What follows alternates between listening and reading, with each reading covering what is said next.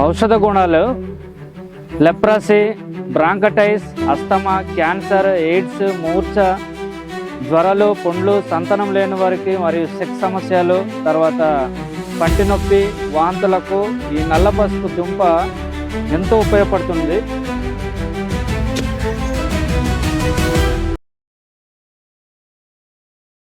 Welcome to my YouTube channel అండి. ఇథనో botany అంటేనే ప్రజల యొక్క బాట్నీ, అలాగే ఆదివాసులు గిరిజనుల యొక్క బాట్నీ. ప్రస్తుతం ఉన్న గిరిజనులు వివిధ మొక్కలు, ఔషధ మొక్కలు, వాటి గురించి అండి నా ఛానల్. ఇది కర్కుమా లాంగా అంటారు సైంటిఫిక్ నేమ్ కర్కుమా లాంగా. సో జింజిబారేసి కుటుంబం చెందినటువంటి ఒక అరుదైన నల్ల పసుపు అనమాట. సో ఈరోజైతే మీకు ఇది లోపల ఏ విధంగా ఉంటుంది అనేది చూపించబోతున్నాము. ఫ్లవర్స్ చూపిస్తాం లోపల. చూడు ఎంతో చక్కగా పింక్ కలర్లో, తర్వాత పసుపు కలర్లో, తర్వాత ఈ రకరకాలుగా పచ్చతో ఇలాగ ఉన్నాయి ఏమండి. సో ఇవైతే ఎలా ఉన్నాయంటే చాలా అందంగా పువ్వులు పూసి ఉన్నాయండి. రకరకాల టైప్స్ అనమాట. పచ్చ, తర్వాత పింకు, తర్వాత ఎల్లో, తర్వాత ఆకులేమో ఈ నల్లటి ఛాయలన్నమాట. నల్లటి ఇది చూడండి ఒక రకంగా ఉన్నాయి. లోపల ఇప్పుడు తవ్వబోతున్నాము.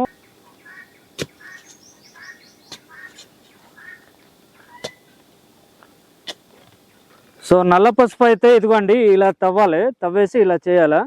చూడండి ఇప్పుడు చూపించబోతున్నాం. నల్ల పసుపు ఇదిగో రైజోమ్ టు అండర్ ది అంటే కిందన, అండర్ అంటే కిందన ఉంటుంది. ఇదిగో నల్ల పసుపు అయితే ఇప్పుడు ఇదిగో చూపించబోతున్నాము. చూసారా, ఇదిగో ఇదండి నల్ల పసుపు తవ్వేము.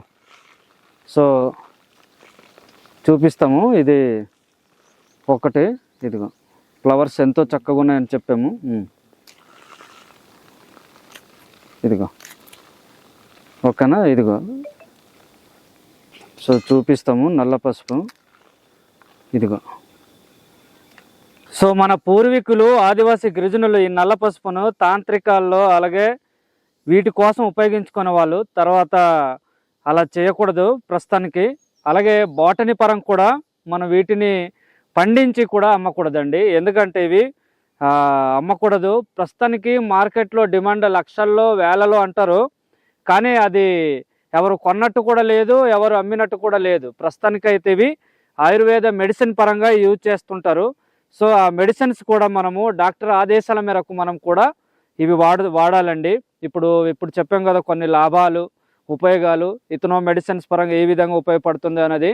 కానీ మనము ఏదైనా డాక్టర్ గారి ఆదేశాల మేరకు మనం పాటించి మనం యూజ్ చేయాలండి.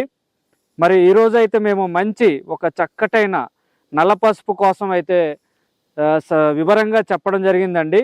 ఎంతో చక్కటైన మరి ఒక 2-3 రకాల కలర్లో కలిగి ఇక్కడ నల్ల పసుపు అంటే నల్లగా ఉంది.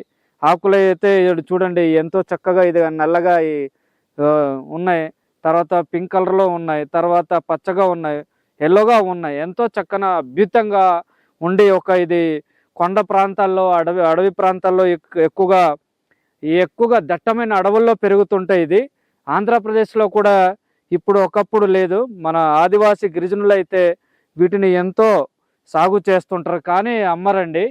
అమ్మిన చట్టపరంగా నేరం అండి.